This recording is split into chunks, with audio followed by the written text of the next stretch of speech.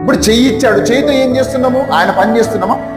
చేయగలుగుతున్నామా? ప్రతి వారం నేను హెచ్చరిస్తుంటా, రాండి, చెయ్యండి చెయ్యండి చెయ్యండి అని. ఎవరు వస్తున్నారు? ఒక ముగ్గురు నలుగురు వస్తారు. తమ్ముడు వస్తాడు, తమ్ముడు భార్య వస్తుంది అంతే. లేదా రాములమ్మ వస్తుంది, రాములమ్మ కూతురు వస్తుంది.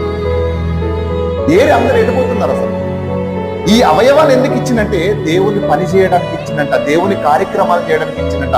ఈ దేహముతో దేవుణ్ణి మహిమపరచాలంటండి. అవయవాలు అందుకే ఇచ్చినట్ట మనకు. ఈ అవయవాలు ఇవ్వడం వెనుక ఉద్దేశము దేవుని కార్యక్రమాలు చేయడానికి.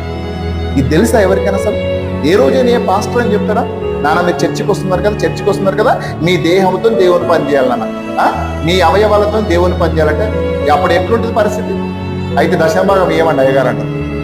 అలాగైతే వద్దండి, వారం రోజులు ఒక రోజు వస్తాం, సండే దశమభాగం ఇస్తే వెళ్ళిపోతామంట. మరి నీ పని ఏది? మరి దేహం అంటే ఈ వారం రోజులు నీ పని చేసుకోవడానికి దేహం అంతా